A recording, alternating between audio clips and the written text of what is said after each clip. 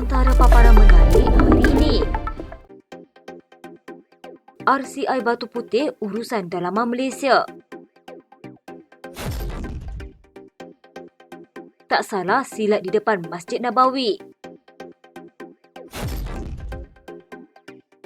Satu lagi amanah berkait daim bernilai ratusan juta.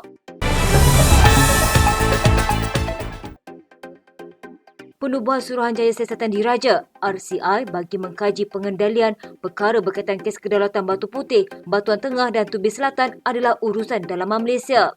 Menurut Kementerian Hal Ehwal Luar Singapura, kami tidak melihat perkara ini menjejaskan hubungan baik antara Singapura dan Malaysia.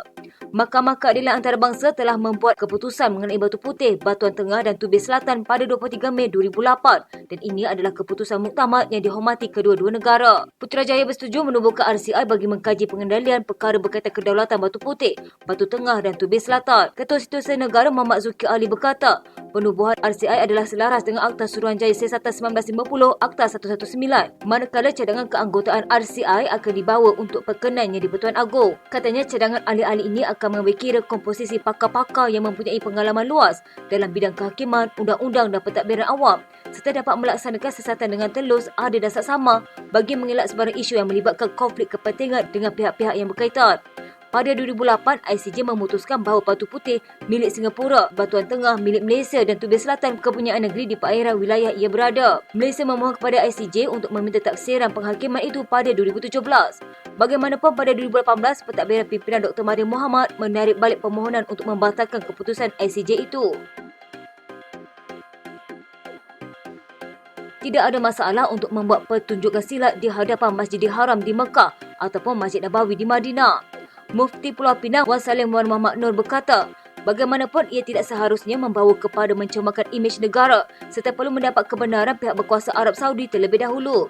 Dengan memetik sirah Nabi SAW, Wan Salim berkata, pernah satu rombongan dari negara Habasyah membuat pertunjukan tarian pedang di dalam Masjid Nabi disaksikan baginda dan Sayyidatina Aisyah. Katanya tiada larangan bersilat atau membuat persembahan martial art di dalam masjid termasuk Masjidil Haram dan Masjid Nabawi.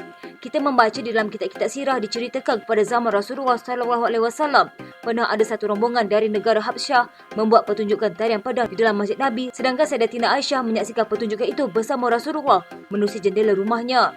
Mungkin diperlukan syarat-syarat tertentu seperti silat itu tidak disertai dengan jampi mentera yang haram menurut hukum syarak serta mendapat kebenaran pihak berkuasa Arab Saudi. Wan Salim mengulas satu video yang tular di media sosial membabitkan seorang lelaki dewasa bersama dua orang kanak-kanak lelaki bersilat di hadapan Masjid Nabawi di Madinah. Tindakan tiga beranak yang lengkap berpakaian tradisi Melayu siap bertanjak itu mengundang pelbagai tanggapan warga maya. Ada netizen yang beranggapan tindakan tiga sekeluarga itu keterlaluan dan boleh mencemarkan nama baik Malaysia. Dalam pada itu, Wan Salim menitipkan pesanan supaya sesuatu tindakan yang ingin diambil di Tanah Suci perlu mengambil kira kepentingan semua pihak termasuk negara. Jika bimbang ia boleh mendatangkan mudarat kepada negara, sepatutnya perkara itu dielak. Katanya kalau ia akan merosakkan nama baik Malaysia di mata umat Islam dari negara-negara lain atau akan menyebabkan kemarahan pihak pengurusan Masjid Nabawi, maka tidaklah bijaksana pertunjukan itu diadakan. Selepas dokumen bocor baru-baru ini mendedahkan ahli keluarga bekas Menteri Kewangan itu merupakan pemilik beneficial satu lagi amanah luar pesisir yang memegang aset bernilai ratusan juta ringgit. Satu lagi dana amanah luar pesisir yang ditubuhkan atas nama isteri dan dua anak Daim Zainuddin sedang dalam penelitian Pasukan Penyiasatan Anti Rasuah Negara. Ketua Pesuruhjaya SPRM Azam Baki mengesahkan perkara itu berkata, mereka sedang meneliti kebocoran data terbaru tersebut. Katanya, kita memang menyiasat perkara ini. Kita dapat tahu melalui papers itu dan kita akan verifikasi maklumat betul tak betul sebab perkara ini perlu sahkan. Kebocoran terbaru daripada penyediaan perkhidmatan menunjukkan bahawa keselewat-lewatnya pada 2020 terdapat aset bernilai kira-kira 244.06 juta ringgit yang dipegang dalam ZA Star Trust yang dimiliki oleh Naimah, Amir dan Amin. Ia berlaku di tengah-tengah siasatan berterusan SPRM terhadap kekayaan tidak diisytiharkan yang dipegang oleh Daim berikutan pendedahan Pandora Papers. Susulan laporan itu, Naimah mengeluarkan kenyataan menegur media mendakwa ia ditulis dalam nada sensasi untuk menimbulkan tanggapan salah laku. Dia juga menegaskan keluarganya tidak pernah menyembunyikan pemilikan aset di luar negara yang diperoleh daripada aktiviti perniagaan dan pelaburan sejak sebelum suaminya terlibat dalam politik. Pada 2021, Daim berkata, semua kekayaannya diperoleh secara sah dan penubuhan amanah sebahagian daripada pengurusan harta pusaka yang sah. Manakala 2 minggu lalu, Naimah berkata siasatan itu bermotifkan politik dan pihaknya akan menyaman SPRM. Sekian berita terkini di TV pada hari ini. Jangan lupa follow Facebook dan YouTube Dalam TV. Dapatkan info terkini di Facebook serta YouTube di TV.